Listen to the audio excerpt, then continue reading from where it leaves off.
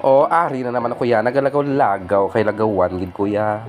So, for today's video, no, andito po tayo sa papuntang barangay Tigbubulo dito sa Kulasi.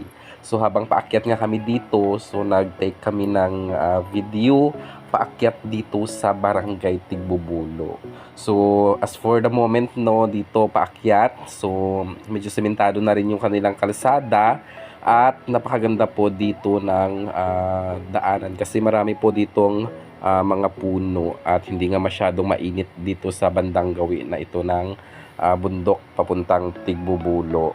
Pero namimiss ko nang makakita ng tarpaulin na nakalagay is "This is where your taxes go."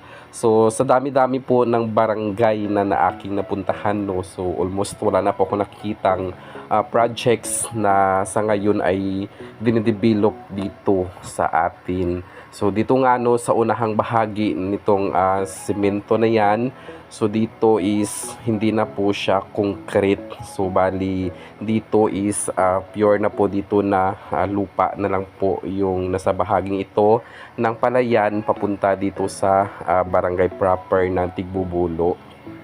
At ayan nga, no, kung nakikita nyo, no, talagang napakainit po dito sa atin. So wala na pong mga pananim na palay sa mga palayan dito, almost sa Kulasi, Tibiao, Barbasa, and Sibasti. Kasi wala na pong source of water na pwedeng gamitin sa pagsasaka. So dito sa barangay Tigbubulo, so talagang tuyong-tuyo po yung palayan dito sa kanilang barangay. So hindi ko lubos maisip kung ano po yung kinabubuhay ngayon ng mga taga dito kasi wala na rin naman palayan or palay na kanilang itatanim. So dito na nga, no, yung kanilang boundary. Dito papasok na to ng barangay proper nitong barangay Tigbubulo. So dito nga, no, sementado na yung kanilang kalsada, tapos nilagyan din nila ng bakal na harang yung kabilang bahagi nitong kalsada para naman safety sa mga dumadaan dito kasi gawa nga ng maliit po yung kanilang kalsada dito. At sa ngayon nga, no, andito ulit kami pumunta para mag-conduct ng marketing dito sa barangay Tigbubulo. So ito po yung barangay na nakaschedule ngayong araw na aming pupuntahan para mag-conduct po ng marketing at mag-promote po ng aming product, which is motorcycle po yung aming produkto na aming ibinebenta dito sa Kulasi branch.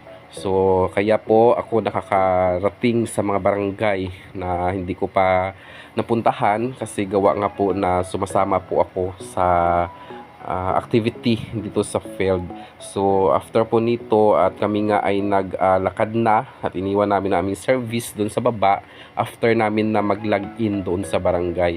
So yun po yung una namin ginagawa kapag kami po ay pupunta sa mga barangay para mag-ikot.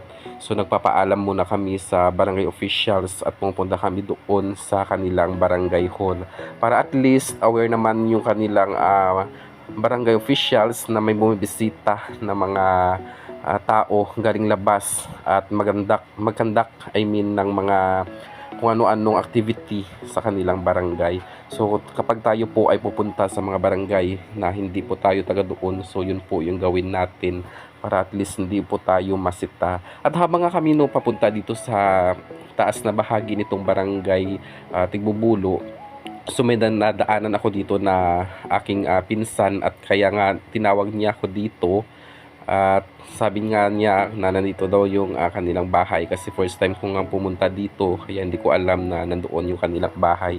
Kaya sabi ko sa kanya is babalik na lang ako sa fiesta para makagala ulit ako dito.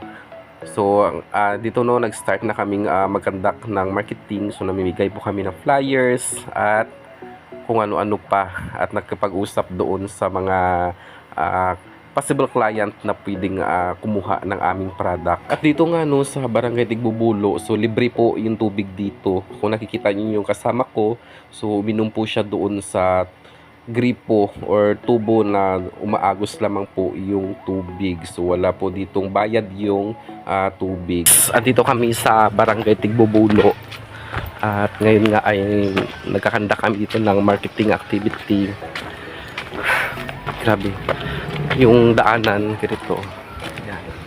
Pero mas okay dito kasi lahat ng daanan dito, although pwede naman nakamotor or maglakad, nakasementado po itong kanilang pathways, so ganyan. So unlike dun sa ibang barangay no na hindi po nabigyan ng atensyon, so dito ang ginawa talaga ng kanilang pamahalaang barangay is nilagyan talaga nila ito ng semento yung bawat daanan. So ayan, ganda.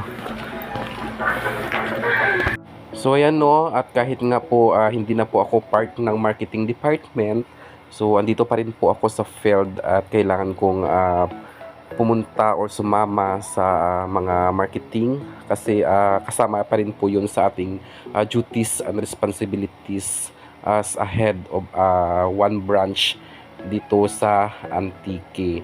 So yun po, at nandito ako ngayon para sa kanila at para rin sa aming sales. So hanggang dito na lang po no ang video na ito.